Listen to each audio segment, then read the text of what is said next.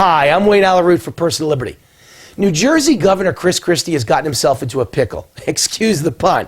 All scandals deserve high-profile names, so let's call this one Fat and Furious. Integrity is everything in life. I've been a leading critic of President Obama here at Personal Liberty. You know that.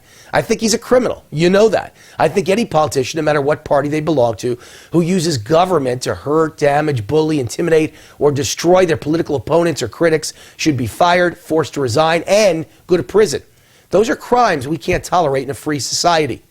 Now, Obama's Fast and Furious is far worse than Christie's Fat and Furious. Obama sold arms to Mexican drug lords that wound up killing a U.S. border agent. That's far worse than causing a traffic jam, isn't it? It's criminal.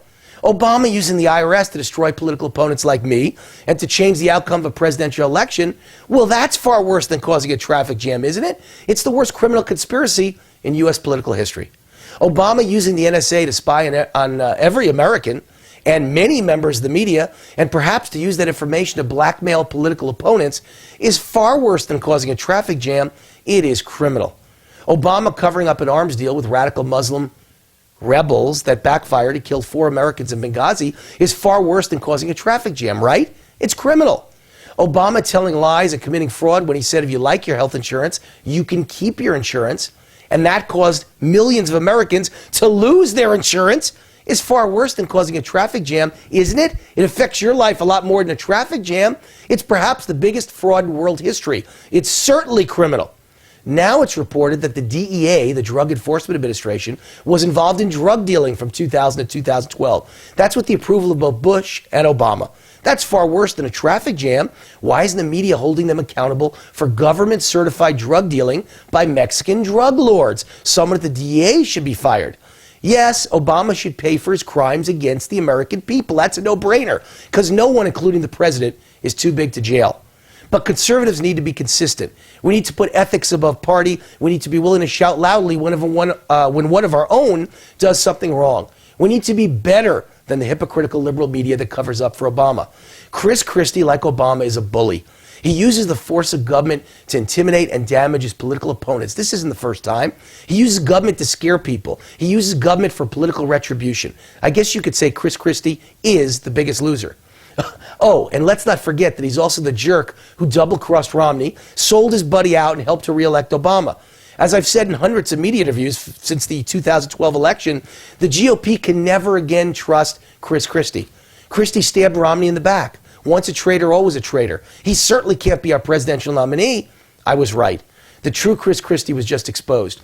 He's not that much different than Obama. If you cross him or anger him or criticize him, he'll try and destroy your life. And he doesn't care who gets in the way, even thousands of New Jersey voters stuck in hours of traffic, half of whom or more may have been his Republican voters. Fat and Furious is a small scandal, but it represents a much bigger picture. Let's look at the Chris Christie story. Now, I'm a Tea Party libertarian conservative. Mitt Romney was not my cup of tea, excuse the pun. But once I choose sides, I'm all in. There's no 90% or even 100%. I give 110%. I give everything I have, and I gave Mitt Romney everything. I knew the re-election of Obama would devastate the economy and kill more jobs. I knew the implementation of Obamacare would annihilate the middle class. I knew Romney was the only alternative. There was no other choice. So I was all in. I gave Mitt 110%. His loss was devastating to me, but not Chris Christie. He sold Mitt out for ego, media spotlight, and his political future. As soon as Christie saw the opportunity to advance his own presidential prospects, he dumped Mitt. He didn't just stab Mitt in the back and kiss Obama's ring. Christie went a step further. He French kissed Obama at the New Jersey airport. Yuck. You never betray your friends like that. Never. There would have been nothing wrong with shaking Obama's hand at the airport and announcing, I don't support your policies and I'm still supporting Romney. But when there's a natural disaster, we all come together as Americans. That would have been fine. But Christie became BFF, best friends forever, with Obama that day. Christie's over-the-top love fest damaged Romney's presidential ambitions. At the time, several national polls had Romney up by 5 to even 7 points. His rating sunk like quicksand after Christie's symbolic embrace. It's bad enough to kiss your opponent's ring, but Chris Christie French kissed Obama, and he never even mentioned Romney's name or his support of Romney ever again. Do hurricanes cause amnesia? With friends like Chris Christie, who needs enemies? What did Christie get out of it? Well, was it pure ego? To prove his bipartisan credentials and win adulation from the liberal mainstream media? Yeah, I think that was a big part of it. Did Obama bribe Christie? Was Chris Christie promised billions of dollars in government loans and Hurricane FEMA relief money for New Jersey if he stabbed Romney in the back, and that would guarantee his reelection? Yeah, I think that was a part of it. Was it pure political payback for not being chosen as Romney's VP? Yeah, I think that was part of it. Or was it pure political calculation?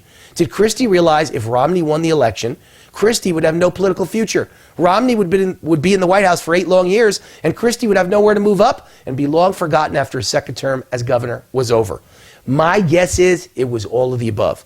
Don't forget, this is the guy who Romney chose as the keynote speaker at the GOP convention.